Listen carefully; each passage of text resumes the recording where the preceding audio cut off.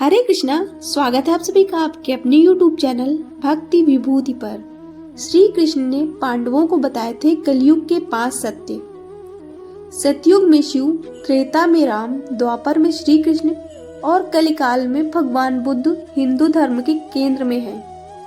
लेकिन श्री कृष्ण के धर्म को भूत, वर्तमान और भविष्य का धर्म बताया गया है। श्री कृष्ण का जीवन ही हर तरह से शिक्षा देने वाला है। महाभारत और गीता विश्व की अनुपम कृति है। वर्तमान युग में महाभारत के एक प्रसंग से आज का मानव कुछ सीख ले सकता है। यह प्रसंग उस वक्त का है जब 5 पांडवों को वनवास हो गया था।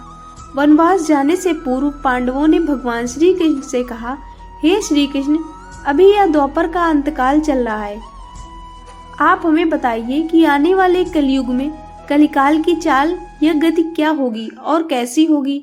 श्री कृष्ण कहते हैं, तुम 5 भाई वन में जाओ और जो कुछ भी दिखे वह आकर मुझे बताओ, मैं तुम्हें उसका प्रभाव बताऊंगा। 5 भाई वन में चले गए। वन में उन्होंने जो देखा उसको देखकर वे आश्चर्यचकित रह गए। 5 भाई जब वन में रहने लगे तो एक बार 5 भाई अलग अलग दिशाओं में वन भ्रमण को निकले। युधिष्ठिर भ्रमण पर थे तो उन्होंने एक जगह पर देखा कि किसी हाथी की 2 सूंड हैं।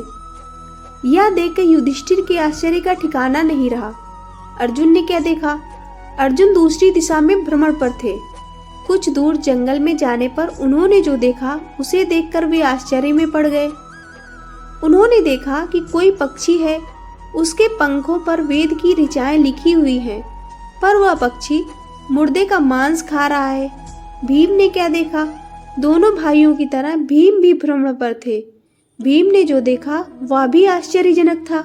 उन्होंने देखा कि गाय ने बछड़े को जन्म दिया है। जन्म के बाद वह बछड़े को इतना चाट रही है कि बछड़ा लहूलुहान हो गया। सहदेव ने क्या देखा? सहदेव जब भ्रमण पर थे तो उन्होंने चौथा आश्चर्य देखा कि 6-7 कुएं हैं और आसपास के कुओं में पानी है, किंतु बीच का कुआं खाली है। बीच का कुआं गहरा है फिर भी पानी नहीं है। उन्हें यह देखकर घोर आश्चर्य हुआ कि ऐसा कैसे हो सकता है। नकुल ने क्या देखा? नकुल भी भ्रमण पर थे और उन्होंने भी एक आश्चर्यजनक घटना देखी। नकुल ने देखा कि एक पहाड़ के ऊपर से एक बड़ी सी शिला लुढ़कती हुई चली आती है और कितने ही वृक्षों से टकराकर उसको नीचे गिराते हुए आगे बढ़ जाती है। विशालकाय वृक्ष भी उसे रोक ना सके। इसके अलावा वह शिला कितनी ही अन्य शिलाओं के साथ टकराई पर फिर भी वह रुकी नहीं। अंत में एक अत्यंत छोटे पौधे का स्पर्श होते ही वह स्थिर हो गई। 5 भाइयों ने अपने देखे गए आश्चर्य की चर्चा की और शाम को श्री कृष्ण को अपने अनुभव सुनाए।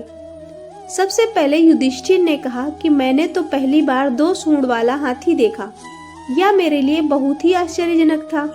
तब श्री कृष्ण कहते हैं कि हे धर्मराज, अब तुम कलिकाल की सुनो।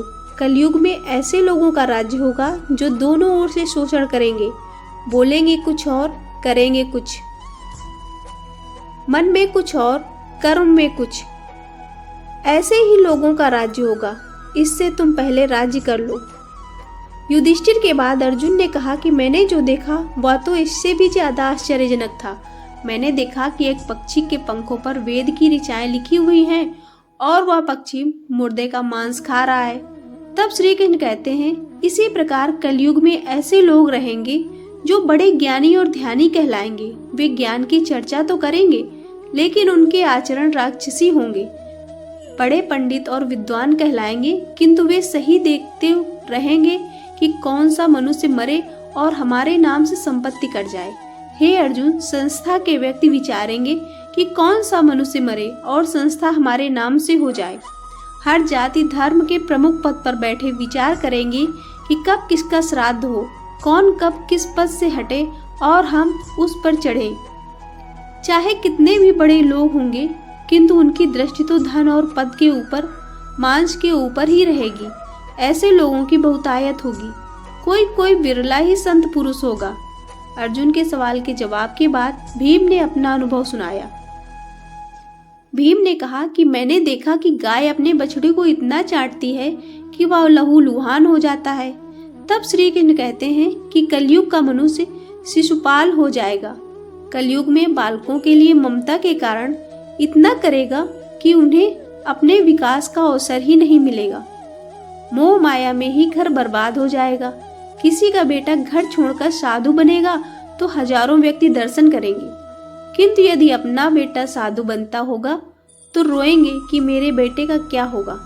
इतनी सारी ममता होगी कि उसे मोह माया और परिवार में ही बांध कर रखेंगे और उसका जीवन वहीं खत्म हो जाएगा।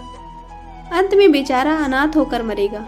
वास्तव में लड़के तुम्हारे नहीं हैं, वे बहुओं की अमानत हैं।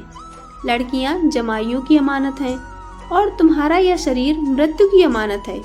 तुम्हारी आत्मा परमात्मा की अमानत है। तुम अपने शाश्वत संबंध को जान लो बस। भीम के बाद सहदेव ने पूछा कि हे श्री कृष्ण, मैंने जो देखा उसका क्या मतलब है? मैंने यह देखा कि 6-7 कुएं भरे हुए हैं, किंतु बीच का कुआं एकदम खाली है, जबकि ऐसा कैसे संभव हो सकता है? तब श्री कृष्ण कहते हैं कि कलयुग में धनाढ्य लोग लड़के लड़की के विवाह में, मकान के उत्सव में, छोटे बड़े उत्सवों में लाखों रुपए खर्च कर देंगे, परंतु पड़ोस में ही यदि कोई भूखा प्यासा होगा तो यह नहीं देखेंगे कि उसका पेट भरा है या नहीं। उनका अपना ही सगा भूख से मर जाएगा और वे देखते रहेंगे। दूसरी ओर मौज मदिरा, मांस, भक्षण, सुंदरता और व्यसन में पैसे उड़ा देंगे, किंतु किसी के 2 आंसू पोंछने में उनकी रुचि न होगी। कहने का तात्पर्य यह है कि कलयुग में अन्न के भंडार होंगे, लेकिन लोग भूख से मरेंगे। सामने महलों बंगलों में ऐशो आराम चल रहे होंगे, लेकिन पास की झोपड़ी में आदमी भूख से मर जाएगा। एक ही जगह पर असमानता अपने चरम पर होगी। सहदेव के बाद नकुल ने श्री कृष्ण को बताया कि मैंने भी एक आश्चर्य देखा।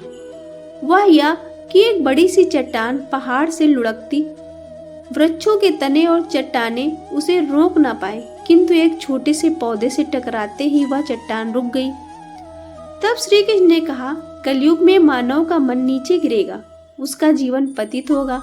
यह पतित जीवन धन की शिलाओं से नहीं रुकेगा, ना ही सत्ता के वृक्षों से रुकेगा, किंतु हरि नाम के एक छोटे से पौधे से, हरि कीर्तन के एक छोटे से पौधे से मनुष्य का जीवन पतन होना रुक जाएगा। तो हरि कीर्तन करते रहिए। श्रीमन नारायण नारायण हरि हरि।